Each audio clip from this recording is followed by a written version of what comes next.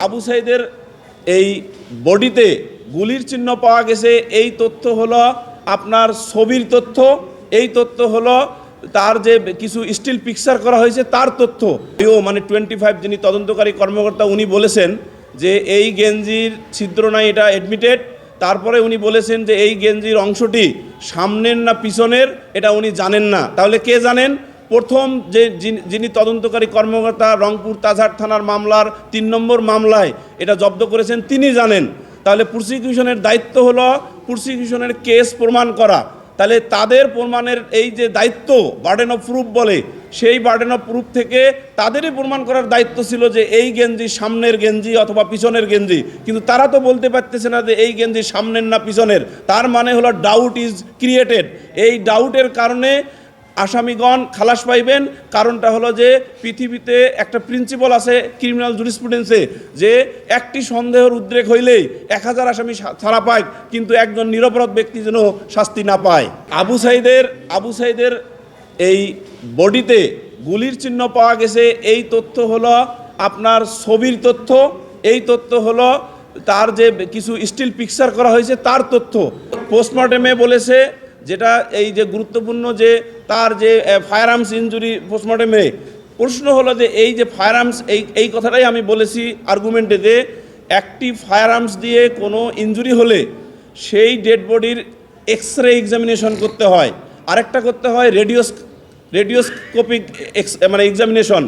এই দুটো এক্সরে এবং রেডিওস্কোপিক এক্সামিনেশন করলে কি হবে? এই দুটো এক্সামিনেশন করলে একটা জিনিস পরিষ্কার হবে, সেটা হলো যে এই যে বুলেটস বা পিলেটস বা গুলির যে অংশবিশেষ বডিতে আছে তার উপস্থিতি নির্ণয় করা যাবে। দেশের মানুষের দৃষ্টিশক্তিকে সুরক্ষিত রাখার প্রত্যয় নিয়ে এলো সেফ এলইডি লাইট। যেহেতু এখানে গুলির কোনো কার্তুজ জব্দ করা হয়নি, তাহলে আমরা কি সিদ্ধান্তে আসবো যে তাহলে তার দেহে কোনো গুলি পাওয়া যায়নি, অথবা এই যে এমন মেকানিজমে অটোপসি করা হয়েছে মানে ময়নাতদন্ত করা হয়েছে যে ডাক্তার করেছেন তিনি সঠিক ময়নাতদন্ত করেননি। কারণ হ্যাঁ আপনি বলতেছেন সেটা হলো পিকচার এবং ভিডিও অনুসারে দেখা যায় যে তার বুকে বা শরীরে ছোট ছোট ওই যে বসন্তের মতো দাগ, যেটা সররাগুলির দাগ বলে, কিন্তু সেই দাগের সমর্থনে যে প্রমাণ, সেই প্রমাণটা কি যে তার এই যে তাহলে দাগ থাকলে আমার গুলির কিছু না অংশ থাকবে, পার্টিকেলস থাকবে, একটা অণু থাকবে।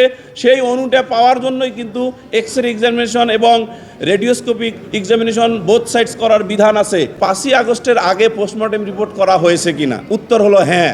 পোস্টমর্টেম রিপোর্ট যেহেতু করেছেন, যে ডাক্তার করেছেন তার দায়িত্ব ছিল এক্সরে এক্সামিনেশন এবং রেডিওস্কোপিক টেস্ট করা। এখন একটা জিনিস বলতে পারেন যে এটা করা হয়নি 5ই আগস্টের কারণে, নো। তাহলে উনি তো তাহলে পোস্টমর্টেমে করতে পারতেন না। উনি তাহলে ওনার সাক্ষ্যে অথবা ওনার ডকুমেন্টে উনি ব্যাখ্যা দিতে পারতেন যে আমি এই কারণে এক্সরে এক্সামিনেশন করতে পারি নাই, অথবা রেডিওস্কোপিক টেস্ট করতে পারি নাই, অথবা অমুক অমুক ব্যক্তি, অমুক অমুক পুলিশের কর্মকর্তা, অমুক অমুক রাষ্ট্রীয় কর্মকর্তা তারা responsible for not doing this 2 types of test. যদি এইটা আসতো তাহলে আমরা বুঝতে পারতাম যে হ্যাঁ সঠিক পদক্ষেপ ওই ডাক্তার সাহেব নিয়েছেন। পোস্টমর্টেম রিপোর্টের মন্তব্য পরিবর্তনে তাকে বাধ্য করা হয়েছে, কিন্তু উনি কোথাও বলেন নাই যে ওনাকে এক্সরে এক্সামিনেশন করতে বাধা দেওয়া হয়েছে, অথবা উনি কোথাও বলেন নাই যে রেডিওস্কোপিক বোথ ভিউ টেস্ট করতে বাধা দেওয়া হয়েছে। উনি বলেছেন যে আমাকে মন্তব্য লিখতে গিয়ে বাধা দেওয়া হয়েছে। এক্সামিনেশন করার ক্ষেত্রে বাধা দেওয়ার কোনো তথ্য, কোনো এভিডেন্স, কোনো স্টেটমেন্ট উনি এখন পর্যন্ত মিডিয়াতে অথবা ট্রাইব্যুনালে দেয়নি। এবং এভিডেন্সের যে যতগুলো ম্যাটেরিয়ালস অন রেকর্ড আছে কোথাও এই কথা বলা হয় নাই যে সংশ্লিষ্ট ডাক্তার ডক্টর রাজিবুল ইসলাম এই PW3 হিসাবে যে অ্যাডিউসড হয়েছেন এই আদালতে, তিনি কোথাও বলেন নাই যে উনি প্রিভেন্টেড হয়েছেন এক্সরে এক্সামিনেশন করতে অথবা রেডিওস্কোপিক বোথ ভিউ টেস্ট করতে। মামলাটি আসামিদেরকে খালাস দিয়ে এই মামলাটি নর্মাল যে সেশনস কোর্ট অথবা দ্রুত বিচার ট্রাইব্যুনাল গঠন করে যে সকল পুলিশ অফিসার যেমন ধরেন 6 জন মিলে মেরেছে, এটা একেবারে এভিডেন্ট, এই বাকি 5 জন সহ যারা এই ঘটনার জন্য দায়ী তাদেরকে আইনের আওতায় এনে বিচার করা এবং সেই বিচারের মাধ্যমে আবু সাইদ যে একজন বীরত্বপূর্ণ কাজ করেছে তার যে বীরত্বগাথার ইতিহাস তাকে মানে সিভিলিয়ান হিসেবে না দেখিয়ে তার বীরত্বকে দেখিয়ে বিশেষ আইন তৈরি করে বিশেষ ট্রাইব্যুনালে মামলা করে সকল দায়ীদের বিরুদ্ধে ব্যবস্থা গ্রহণ করলে ন্যায় বিচার প্রতিষ্ঠিত হবে বলে আমি মনে করি। 6 জন পুলিশ তাকে লাঠিচার্জ করেছে, সেই 6 জন পুলিশ লাঠিচার্জের মধ্যে আইও অ্যাডমিট করেছেন যে 6 জন পুলিশ তাকে লাঠিচার্জ করেছে, শনাক্ত করতে পেরেছেন মাত্র 1 জনকে, 5 জনকে পারেন নাই।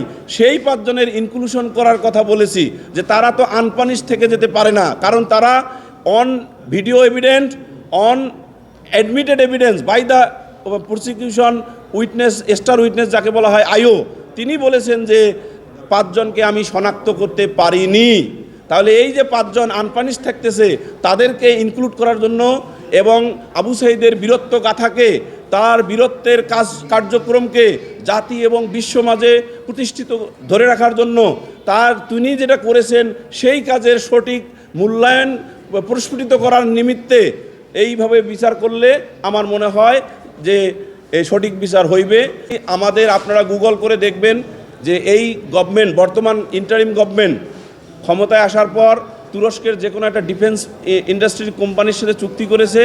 এটা ফেসবুকেও পাবেন, গুগল সার্চ করলে ফেসবুকের লিঙ্ক আসবে যে 17,500 শর্টগান 12 বোর শর্টগান কেনার প্রস্তুতি নিচ্ছেন অথবা চুক্তি পর্যায়ে আছে, এটা কিন্তু এভিডেন্ট। এবং আরও গুগল করলে জানবেন যে দিদেন গভর্নমেন্ট 5ই আগস্টের আগে তুরস্ক, স্পেন, সুইডেন এই সকল দেশ থেকে, বিশেষ করে তুরস্ক থেকে 12 বোর শর্টগান এবং আর্মস অ্যান্ড অ্যামিউনিশন কিনে থাকেন। তাহলে এই যে ম্যানুফ্যাকচারিং কোম্পানি, ওনারাই কিন্তু একটা গ্যারান্টি ক্লোজ দেয় যে এই লেড বল অথবা রাবার বুলেট এটা ডিউরেশন থেকে 5 ইয়ার্স এবং এটা হ্যাজার্ডাস কিনা, এটা নন হ্যাজার্ডাস কিনা। এই হ্যাজার্ডাস কিনা এই প্রশ্ন জানতে গেলে আমাদেরকে ওই ম্যানুফ্যাকচারিং কোম্পানির যে সকল ডকুমেন্টস আমাদের সরকারি ক্রয় কমিটি পর্যালোচনা করে এটাকে specifications of 12 bore shotguns and ammunition বলে, এই স্পেসিফিকেশনের ডকুমেন্টটা নিয়ে পর্যালোচনা করলে ট্রাইব্যুনাল এবং আমরা বুঝতে পারবো যে হ্যাঁ ওইটা হ্যাজার্ডাস ছিল কিনা।